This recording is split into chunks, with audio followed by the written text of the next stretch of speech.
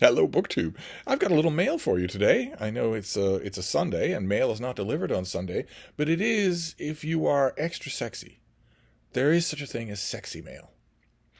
And as you can see, the packages that I have here are all clearly marked. Can you make that out? It says SXY. Here, let me get you a clearer example. SXY. That is what these packages mean. It's a grim day, one of an endless string of grim days. No one in Boston can remember the last time we saw the sun. It's raining, or threatening to rain, or spitting rain, where the rain is sort of fitsing in the air even when it's not falling, and it's cold and it's dark. It's just miserable. But we have some packages to open, and books in the mail is always fun, no matter what the weather. So let's see what this first one is. One of these vacuum pressed things. Oh, okay. What is this? Okay, this is. This comes out in late April. I think this is a paperback release of something that came out before. This is We Loved It All, A Memory of Life by Lydia Millett. And I can't remember if this came out earlier. I think it did. Yeah, 2024. So this is the paperback release of We Loved It All.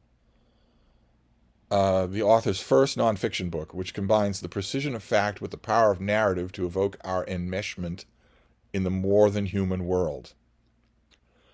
This emerges out of the author's quarter century of wildlife and climate advocacy, and it marries scenes from her life with moments of nearness to, quote, the others, the animals and plants with whom we share the earth. Accounts of fears and failures, jobs and friendships, childhood and motherhood are interspersed with exquisite accounts of non-humans and arresting meditations on the power of story to shape the future. Okay, so we've seen this author already. She has a new book out this month called The Atavist. Uh, I don't. I'm a little. The reason I'm a little nonplussed is because I never get paperbacks. I never get paperback reprints of anything, and I'm trying to remember what the reception of this thing was like when it came out originally, and why on earth I would get the paperback. I'm happy that I did. I'm always happy to get mail from Norton, but I think I remember reading this. Anyway, so this is the paperback release. This is going to be $19 of this memoir, which unfortunately continues the trend of crappy American book cover designs. 2025, I guess we are going back to the bad old days. There is a picture on this cover. It's a world. It's a flat world under a dome on top of a tree, and you can't see the picture. For some reason, some weird reason, the author's name is like this in this kind of print. And then we've got this, right where the stem of the tree is. And I'm sure that was a cover designer thinking, isn't that clever? I'm making the words imitate the picture. But you're blocking the picture. You're blocking the picture. So what you've got empty space down here beneath the base of the tree. So you move this down an inch. That gives you room to put in much smaller letters, in script letters, We Loved It All at the top, and then A Memory of Life here by Lydia Millett here. Instead of blocking the thing you paid for. But anyway, it's the book that counts. So let's move on here. Let's move on to the next one. Just a grim Sunday, just grim weather, so that it's cold. It's cold enough to have the heat on in the place. It's cold enough to have space heaters going.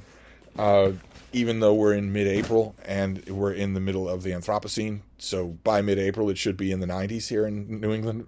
Even though that's true, it's cold, it's drippy, it's the kind of raw, insinuating cold that you really can't get away from. Even when you have a space heater on or a blanket over your shoulders, it's still getting into your bones. But let's see what this next one is. Okay, this is an April release. This is a finished copy of another novel, Fish Tales by Nettie Jones. Let's see here. What have we got? Taking a mesmerizing spin through the high-rolling high times of 1970s New York and Detroit, this book has gotten blurbs from Brian Washington and Justin Torres, and it was acquired by Toni Morrison while a Random House editor and first published in 1984. Oh, wow. So this is a reprint from 1984. Zooming between the bohemian demimonde of New York and the affluent black community of Detroit in the 1970s, Lois Jones is a party girl for the ages.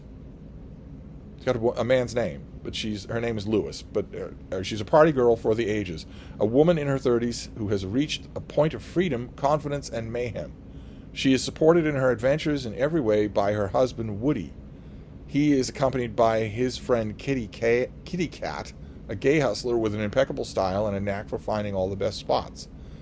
She soaks in baths of champagne, powders her nose with cocaine, wakes up on silk sheets with a variety of lovers, and then she is finally truly upended by the handsome, erudite, often cruel Brooke, a man who won't tolerate her attempts to take control.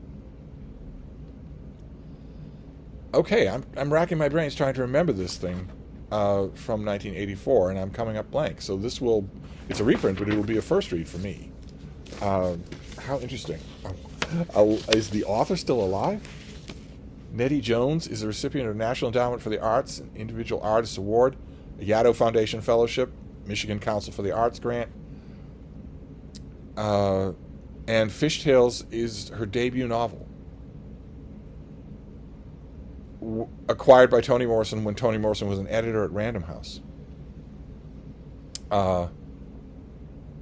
Okay, and this is how she showed up for her author photo shoot.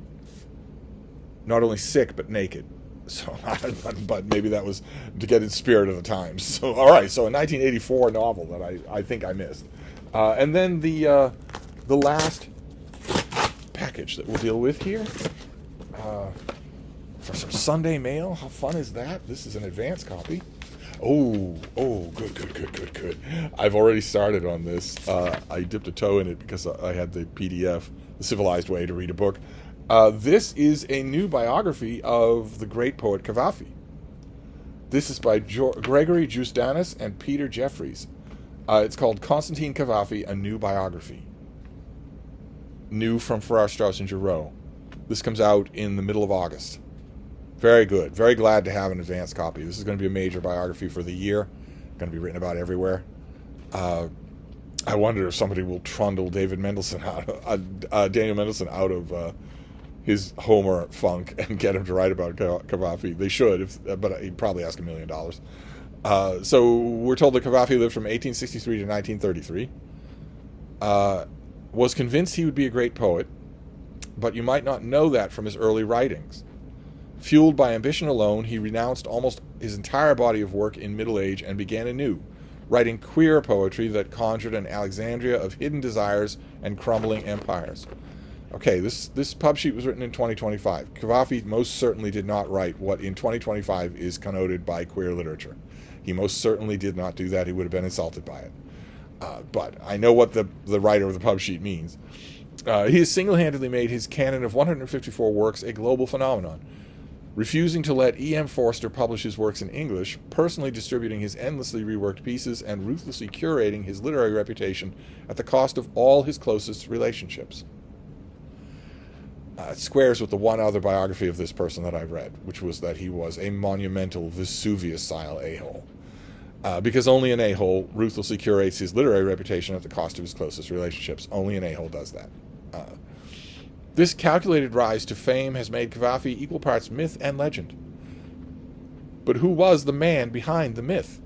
In this unparalleled biography, we get to see the most intimate exploration of Cavafy's psychology, as well as more sweeping accounts of the socio-political forces shaping his life's circumstances and work. We see how his family's economic ruin in England and return to Egypt led him to cling to British culture, erudition, and Victorian asceticism, acting as a kind of social safety net. The intimacy between him and his brother John in letters that range from heartfelt to financially strained, and the impact of losing this trusted advocate. and how he made sense of his identity as an Egyptian Greek at a time when Hellenism was flourishing in Egypt, not without violent pushback and political uprisings. What is meant by Hellenism there? I think a couple of million Greeks might not like the implication of what is meant by Hellenism there. Okay, all right. As we come to understand his themes, how his preoccupation with the fall of Byzantine. Okay, Byzantine's an adjective. It's not the fall of Byzantine. It's an adjective. So, mirrored his family's financial fall, or how his own sexuality informed his most erotic stanzas. Okay, fantastic. Well, I already kind of like the register of this thing. Now I have the advanced copy. I hope I get the finished copy closer to August. But like I said, it looks to me like 2025 is going to be thin on the ground for full-length serious biographies. It's only mid-April, and it's bitterly freezing cold. So it feels like midwinter.